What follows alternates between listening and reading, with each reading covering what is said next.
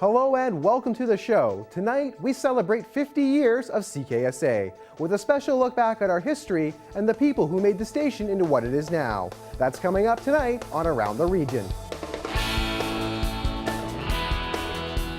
Think back on many of the events that shaped the world. You probably saw most of them on TV. Well, tonight, we're going to share our story with you, how one man had a vision to start a station and what it has become. But first, we sit down with a very familiar face, Wes Saunders, better known as Mr. CKSA. Well, joining me here in studio is I guess a legend of our station, Mr. Wes Saunders. Mr. CKSA, as he's been affectionately known around town, right? That's what they say. All right. Wes, when did you come to CKSA? I came here in 1962, and at that time we only had about 16 employees to run the radio station, because that's all they had at the time. So we had a lot of work to do. And I mean, the studio itself at that point in time, I mean, now we've kind of expanded, we've got a few extra sets going on in here, but I remember here you guys only had one camera at the time. That's too, right. right? It was an industrial type camera. What was it like working in television back when television was just getting started? Well, the one thing you had to keep in mind is that everything you did was live. You know, we had no videotape at that time. So every mistake was amplified 10 times. What has changed, do you think, about television over those years then? Well, of course, the technical side is a huge advancement, and you can do things now that we never even dreamed of at that time. So the technical side has changed rapidly, very rapidly. Do you remember what it was you did when you first came to CKSA? Did you start off, how did you start off with us? I started off as a program director for radio, because that's all we had at the time. And then did that kind of get you transitioned into the TV side? And then I became operations supervisor for the entire station from 66 to 82. And from there I went as radio TV news director, and that would be from 82 to 84. And then I wore another hat, TV News and Public Affairs, 84 to 93. So in that period of time, we had, including myself, 5 news directors. Or what made you want to move from a guy who's upstairs, you know, the suits in the office, as we sometimes get referred to a guy who sits down and brings everybody their news at the end of the day? Well, I think it all started when I was very young. My dad was a amateur radio operator, ham operator, and I used to go down there as an 8-year-old kid and watch him transmit to people all over the world, and I was fascinated by this, and I thought, boy, someday I'd like to be able to do this. And so it stemmed from an early childhood.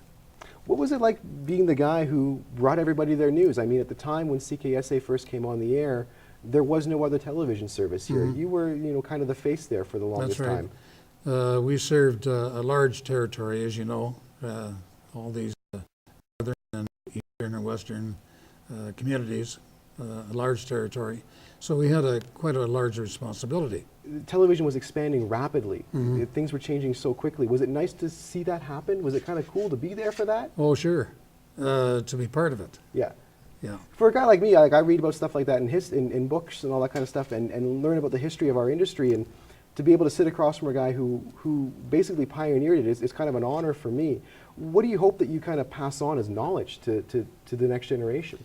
Well, I think you have to be inquisitive, first of all. You have to examine the possibilities of expanding whatever area you want to look into, whether it's a copywriter or whether it's an engineer or whatever. It's a constant learning experience. When we return, Wes shares more of his stories on the early days of CKSA. That's next on Around the Region.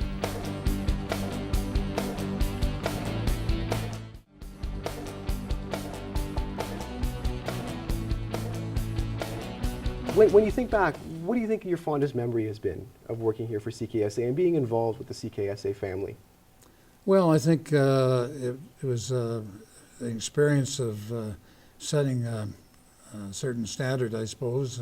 At that time, it was a challenge just to be on the air, period, because lots of times we went off the air due to various reasons. Newcap, to an extent, still remains very much a private broadcaster. We're not part of the major networks as far as our ownership and what goes. Do you think that's been an asset and a testament to the will of the people who work here to keep us that way?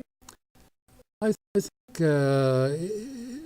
it's good to have the private entrepreneurship. I think that's very important because it gives you more latitude. Yeah. Not knocking the CBC, they do a good job They do a great in job certain there, areas, but they are limited because of their policy. What do you think has made us stand for this long and stay around for this long? I think it's a certain amount of loyalty, viewer loyalty, listener loyalty, and that's developed over the years, and it takes time to win that loyalty. And people have to respect what you do and appreciate what you do.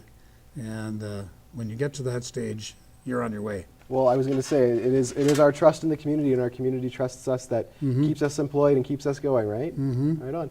Well, my guest has been Wes Saunders, our former news anchor, and I guess Mr. CKSA. Thank you so much for coming in. You're welcome.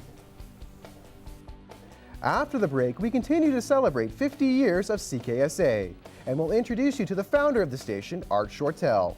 That's next on Around the Region.